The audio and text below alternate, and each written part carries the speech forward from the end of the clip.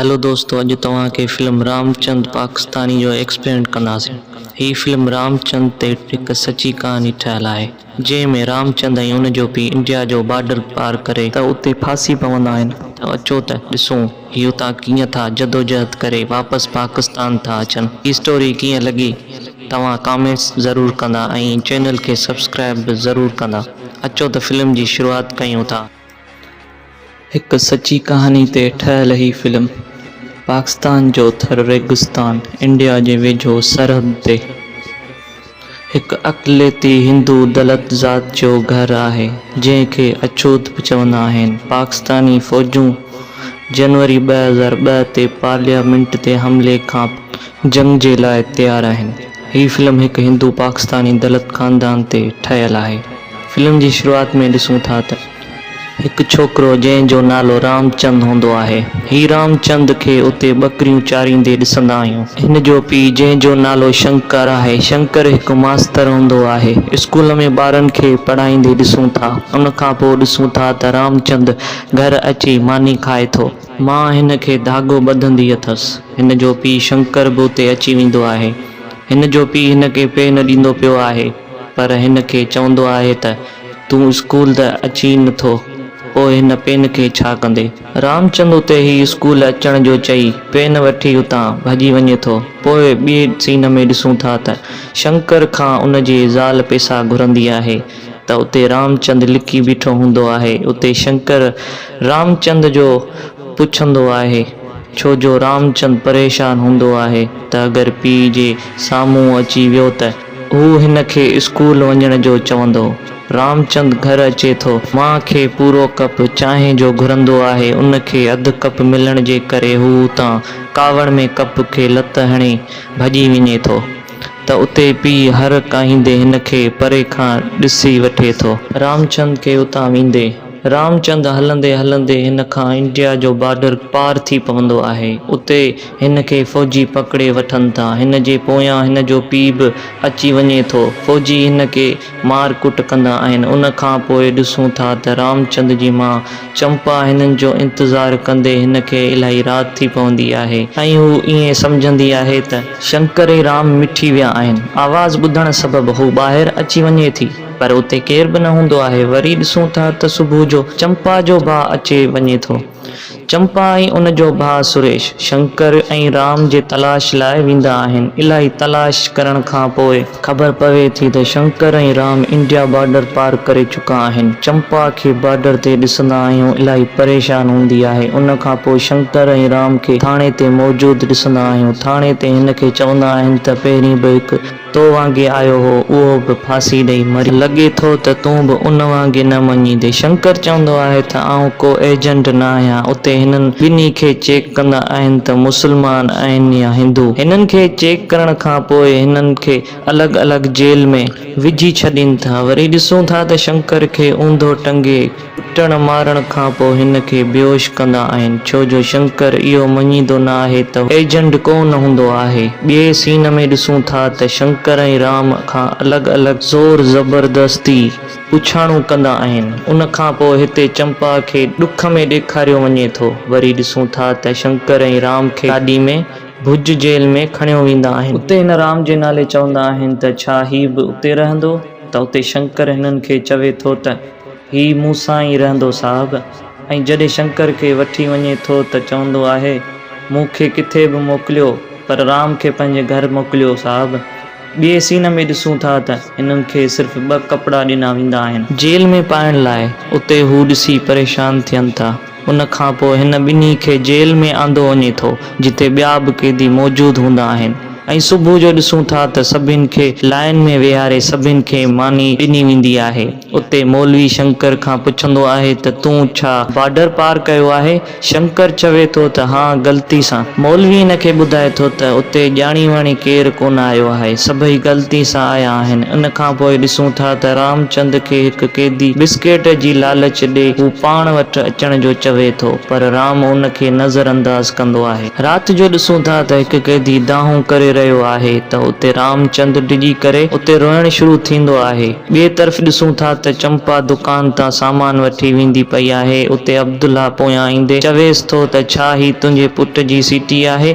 चवेसि थो त ही सीटी उते हेठि किरियल हुई। चंपा सोचे सोचे हिन खे मना कंदी आहे। उन खां पोइ ॾिसूं था त पुलिस वारो मैडम खे राम खे पढ़ाइण जो चवंदो आहे ऐं ॿुधाए थो त हिन जो पीउ बि इते ई आहे।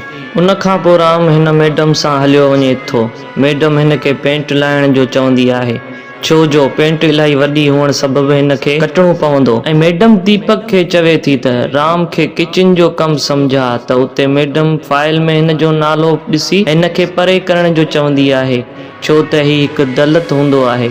उते दीपक चवे थो हिते को बि दलित न हूंदो आहे, सभु हिकु जहिड़ा हूंदा आहिनि। ॿिए सीन में ॾिसूं था त सुरेश चंपा खे पंहिंजे घर हलण जो चवंदो आहे, पर उते चंपा ज़िद करे वञण खां मना कंदी आहे। उन करे ही हिकु जॻह ते अची लिके थी। पोइ ॾिसूं था त उतां सुरेश वारा सभु हलिया वञनि था। उन खां पोइ चंपा घर अचे थी ऐं हिते ॾिसूं था राम शंकर खां पुछे थो त पाण घर कॾहिं वेंदासीं। उते शंकर हिन खे आसरो ॾींदो आहे, चवे थो बसि कुझु ॾींहं में हलंदासीं।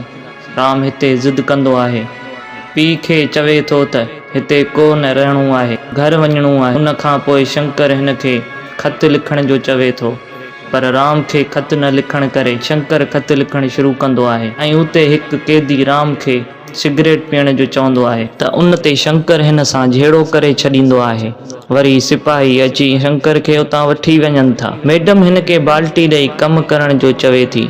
ही मैडम फिल्मुनि जी शौक़ीन हूंदी, इन करे सिपाही हिन लाइ फिल्म जी कैसेट खणी अचे थो। वरी राम जो ॾिसूं था राम खे सिपाही पंहिंजे पीउ वटि वठी ईंदो आहे। शंकर इलाही कावड़ में लॻंदो आहे, हिन खे उतां वञण जो चए थो। उते ॾिसूं था त चंपा पंहिंजा कंगण खणी अब्दुल्ला खे खपाइण जे लाइ चवंदी आहे, पर अब्दुल्ला हिन खे पैसा ॾियण जो चवे, पर चंपा पैसा वठी हिन खे कंगण ॾे। उते अब्दुल्ला चवे थो त आउं टंडो लयार वियो हुउसि, सुरेश वारा ईंदा तोखे वठण लाइ। पोइ उतां चंपा उतां वञे थी हली। ॿिए सीन में ॾिसूं था त चंपा दुआऊं घुरंदी ॾिसंदा आहियूं। वरी थाणे ते ॾिसूं था त मैडम फिल्म ॾिसंदी पई आहे। उन फिल्म में अदाकारा सां गॾु पाण बदाकरी करण लॻंदी आहे त उते राम ऐं हिकु सिपाही ताड़ियूं वॼाईंदा आहिनि ऐं मैडम हिननि ते कावड़ में अची राम खे पंहिंजो कमु करण जो चवे थी। वरी ॾिसूं था जेल जो मंज़र त उते उहो साॻियो कैदी हिन खे बिस्किट ॾेखारे इशारा कंदे नज़र ईंदो आहे। हिते ॾिसूं था त राम जी मां चंपा राम जा कपिड़ा ॾिसी इलाही दाहूं कंदी आहे ऐं रोअण लॻे थी। उन खां पोइ पंहिंजो चूड़ियूं बि लाहे छॾे थी। अब्दुल्ला उते अची चंपा खे उथारण जे कंदो आहे, पर चंपा हिन खे हितां वञण जो चवे थी। हू चंपा खे चवे थो त बसि ही मानी खाइजां,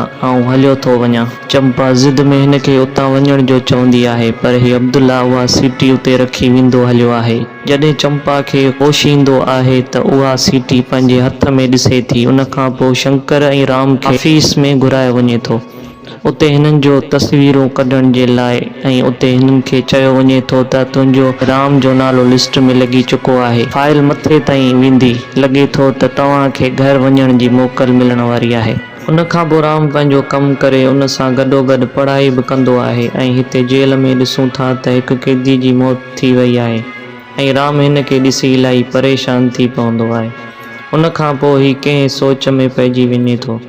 उन खां पोइ हिते सुरेश चंपा ॾे ईंदो आहे ऐं चंपा हिन सां गॾु सामान खणी घर हली वेंदी आहे ऐं हिते वॾेरो जंहिंजा शंकर वटि पैसा हूंदा आहिनि, सुरेश वॾेरे खे शंकर खे ॾिनल कर्ज़ो माफ़ कराइण जो चवे थो ऐं सुरेश हिन वॾेरे खे ॿुधाए थो त हिन जो मर्द बि न आहे। हिते इन करे वॾेरो चवे थो त घर ॾिनो हुयो काफ़ी न आहे ऐं वॾेरो हिन खे ज़मीन में कमु करे कर्ज़ो लाइण जो चवे थो। वरी जेल में ॾिसूं था त उहो कैदी जेको राम खे बिस्किट लालच ॾेई हिन खे ॿिए तरफ़ वठी वञे थो, पर शंकर हिन खे ॾिसी वठे थो। उन खां पोइ शंकर हिन खे मारण शुरू थींदो आहे त उते सिपाही अची हिननि खे काबू कंदा आहिनि। ॿिए सीन में राम ऑफिसर सां मिले शंकर खे हितां वञण जी ख़ुशख़बरी ॿुधाए थो त 2 ॾींहं में ही हितां हलिया वेंदा। मतलब त हिननि खे मोकल थींदी। उन में ही इलाही ख़ुशी जी लहर में झूमंदा आहिनि। 4 साल गुज़री वञनि था। हिते चंपा कर्ज़ो लाहिण लाइ पंहिंजी महिनत करे रही आहे ऐं राम बि वॾो थी वियो आहे ऐं हू बाल सां रांदि कंदे ॾिसूं। उते हिकु कैदी ॿिए खां पुछे थो त हिननि खे त मोकल थी वई हुई, पर हिननि जा नाला ग़लती सां अचण सबबि दिल्ली मां वापसि जेल में अची वञनि था। ऐं हिते वरी अब्दुल्ला ऐं चंपा जे विच में हिक ॿिए जे लाइ हिकु अहसास पैदा थियण लॻंदो आहे। उन खां पोइ राम वीसीआर ते फिल्म हलाए थो। मैडम ऐं रामचंद ॿई फिल्म ॾिसण लॻंदा आहिनि ऐं हिते ॾिसूं था त चंपा नओं वॻो पाईंदी आहे त उते सुरेश नओं वॻो पाइण जो सबबु पुछंदो आहे। चंपा हिन खे जवाब में चवे थी त छो आऊं नथी पाए सघां। सुरेश उते चवे थो त छा पंहिंजे मुड़ुस खे विसारे छॾियो अथई। उते ही सोच में अची वञे थी। ॿिए सीन में ॾिसूं था त बाग़ में मुंशी अब्दुल्ला खां पुछे थो त हिते तूं कंहिं जे लाइ ईंदो आहीं।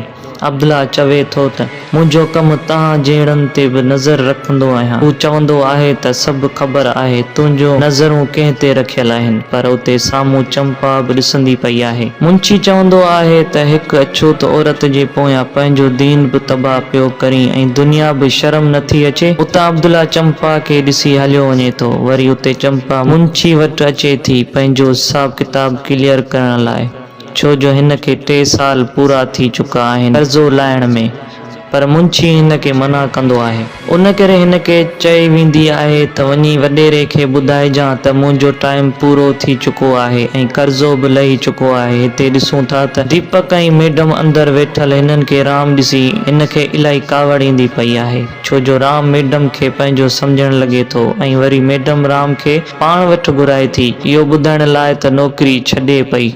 त उते राम खे रोअण ईंदो आहे ऐं उते मैडम हिन खे सम्झाए थी त तूं बि त हमेशह हिते कोन वेठो हूंदे, तुंहिंजी बि त मोकल अचण वारी आहे। राम मैडम खां हुनजो पतो वठंदो आहे। मैडम बि चवंदी आहे त ख़त लिखंदे त पोइ आउं बि तोखे ख़त लिखंदी हुअसि। उते राम चवे थो त मूंखे विसारे छॾींदा। मैडम हिन खे चवे थी तूं मूंखे एतिरो त तंग कयो आहे जो नथी विसारे सघां। उन खां पोइ मैडम खे वेंदे ॾिसे थो। वरी ॾिसूं था त हिते मोकल ॾियण वारनि जी लिस्ट अचे थी, पर उते 6 माण्हुनि जा नाला अचनि था। इन्हनि मां हिकु रामचंद जो नालो बि हूंदो आहे, हिन जे पीउ शंकर जो नालो न हूंदो आहे। त उते राम चवंदो आहे त मुंहिंजे पीउ जो नालो वठण विसारे छॾियो आहे। हू हिन खे चवे थो शंकर जो नालो न आयो आहे। उते रामचंद वञण खां इनकार कंदो आहे, बिना पीउ जे न वेंदो घर। हिते पीउ हिन खे सम्झाईंदो आहे त सिधो मां वटि वञिजां ऐं उते ई रहिजां। वञी माउ खे चइजां त रामचंद वॾो थी वियो आहे ऐं शादी कराए छॾीसि। शंकर हिन खे पैसा खणी वञण जो बि चवे थो। उन खां पोइ ॾिसूं था त राम पुलिस वारे खे चवे थो पंहिंजे पीउ खे जो, त उते हू राम खे वाइदो ॾींदो आहे शंकर खे जल्दी मोकल ॾिनी वेंदी। उन खां पोइ पंहिंजे पीउ सां मिलण खां पोइ हू उतां पाकिस्तान अची वञे थो ऐं घर अची पंहिंजी माउ वटि पहुचे। उते हुनजी माउ चंपा हिन खे ॾिसी हैरान थिए थी ऐं ख़ुशी बि हिन जे मुंहं ते अचण लॻंदी आहे। उते ई फिल्म ख़तमु थिए थी। इहा हुई रामचंद पाकिस्तान जी कहानी।